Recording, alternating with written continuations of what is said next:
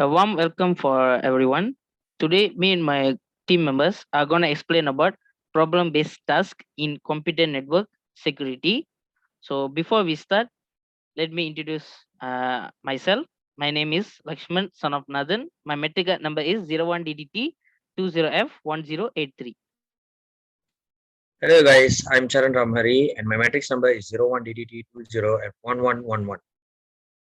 Hey guys, my name is Satya Rango and my metric number is 01DDT20F1093.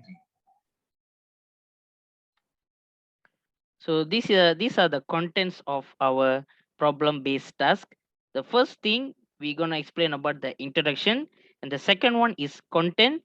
This is the main thing of our problem-based task, and the third one is conclusion, and the last one is references. Okay, let's see the first one, introduction of our PBT. With the significant growth of internet usage, people increasingly share their personal information online. As a result, enormous amount of personal information and financial become vulnerable to cyber criminals. And is also a person who nearly experienced cyber attack to cyber criminals.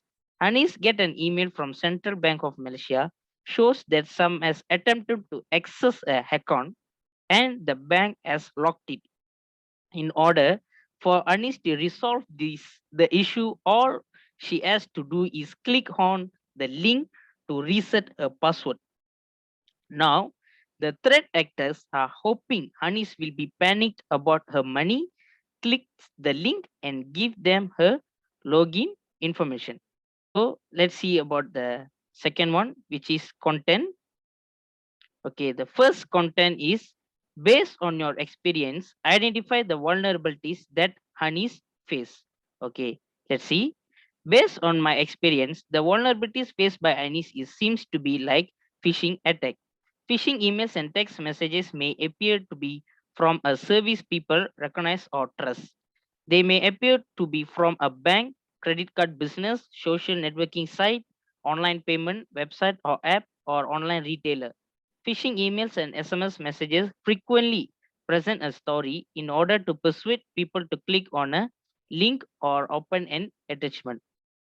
They may claim to have noticed some suspicious activity or login attempts, that there is a problem with someone account or payment information, that you must confirm some personal information, that you must click on a link to make a payment, that you are eligible to register for a government refund, or that they offer a coupon for free stuff. Now let's take a look at the email that Hanis received. The email looks like it's from a bank Hanis may know and trust. Central Bank of Malaysia. It even uses a Central Bank of Malaysia logo and header. The email says that Hanis account is suspended because of exceeded number of 3 login attempts.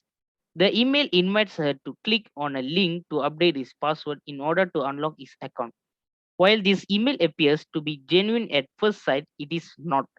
Scammers that send emails like this one have nothing to do with the companies they post has. People who provide information to crooks through phishing emails may face serious consequences. They can also undermine the reputation of the companies they present. Another vulnerability faced by Hanis is he never updated his operating system and antivirus software. This makes the attackers to install malware in Hanis device. Malware is harmful software that is written with the goal of infecting system and stealing data from it. These programmers can steal or delete critical data, change the essential functionality of the system, and secretly follow the victim's activity, among other things. A variety of circumstances can contribute to the installation of malware in your system. One is running an older or pirated version of an operating system that is not secure or up to date, making one vulnerable to attacks. Clicking on unfamiliar links or installing fraudulently software can also result in the download of harmful malware. So the next slide will be presented by our team member Satya Elangu. Thank you, Lakshmanathan. So now let's see the second content, which is explain about the types of attack and how it will happen. So the first one is Email phishing. The majority of phishing assaults are delivered via email. Attackers generally register fake domain names that resemble legal businesses and send hundreds of repetitive requests to victims. In order to create a fake domain, attackers may alter or substitute characters. For example, mybank.com instead of mybank.com. Utilize subdomains, for example, mybank.post.com, or use the trusted organization name as the email handle, for example, mybank@post.com. Many phishing emails utilize a sense of urgency or a tag to persuade the recipient to act quickly without first verifying the source or legitimacy of the email. So the second one is spear phishing. Malicious emails sent to specific people are examples of spear phishing. Typically, the attacker already knows some or all of the following information on the victim. For example, the name, employment situation, email address for job title, information specific to their employment role, trusted co-workers, family members, or other contacts, as well as writing examples. This information helps in the success of phishing emails and the manipulation of victims into undertaking tasks and activities such as money transfer.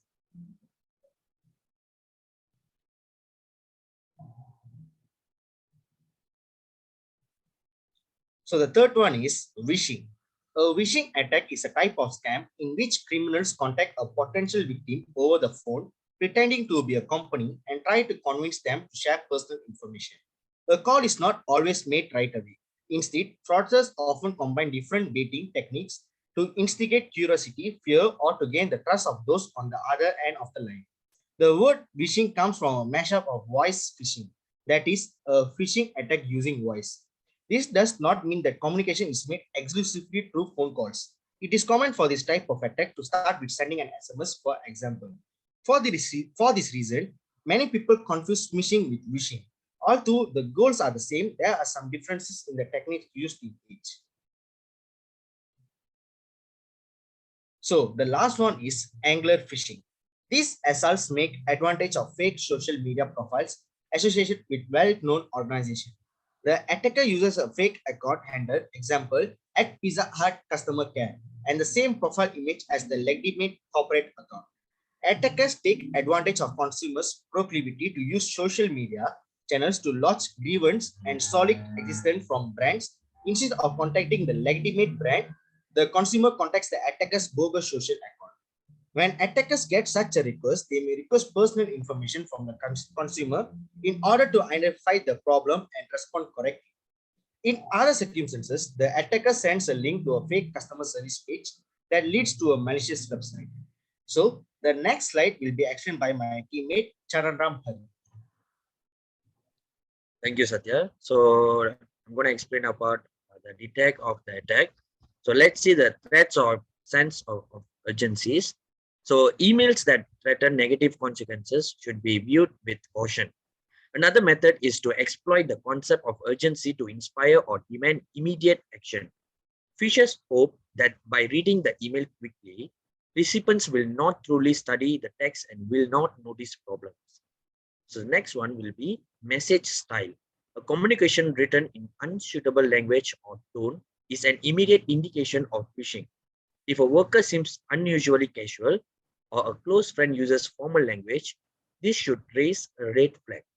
Recipients of the communication should look for any other signs of a phishing message.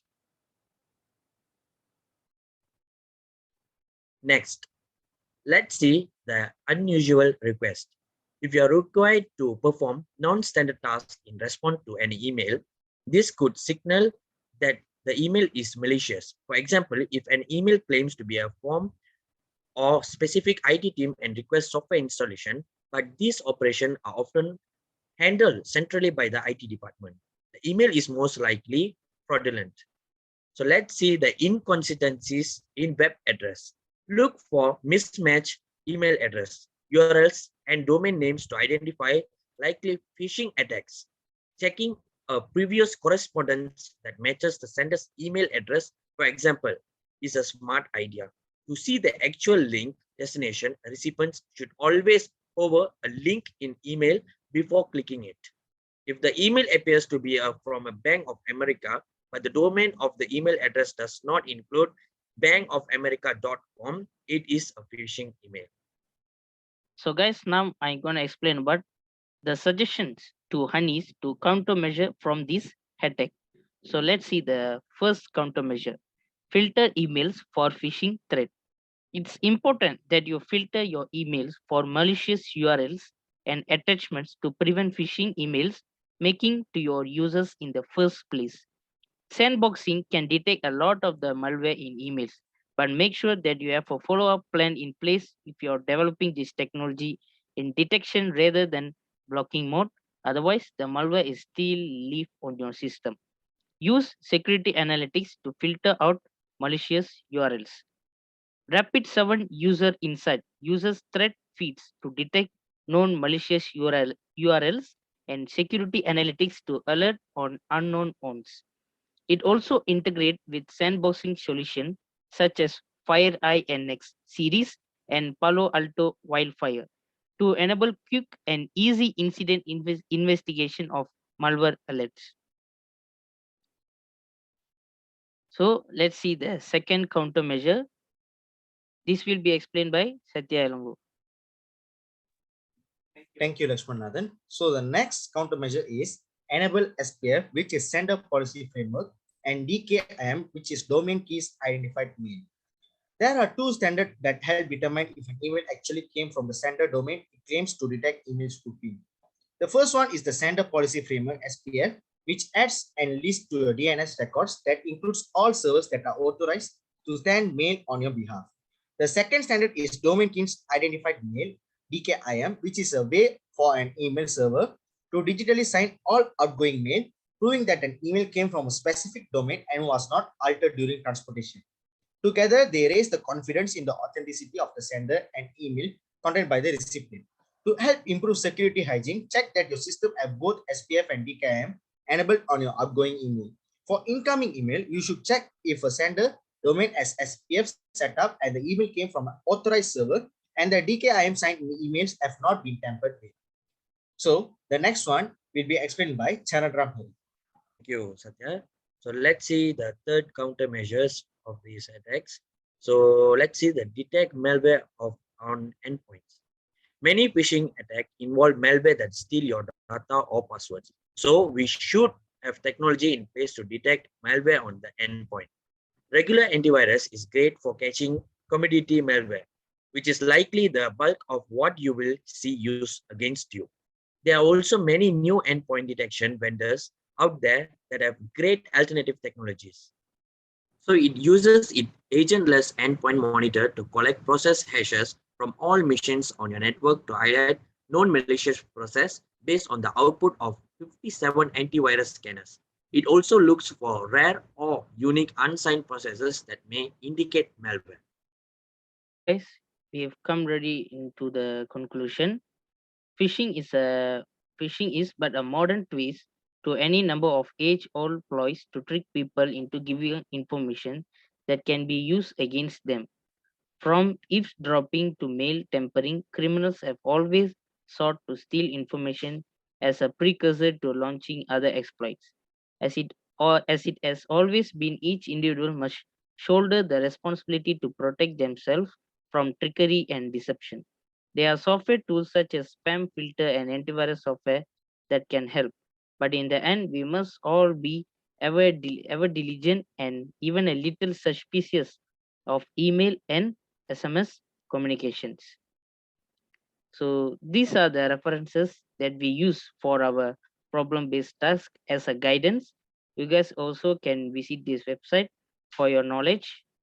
So that's all guys from our team member, and thank you for Puan Masnita to giving this chance.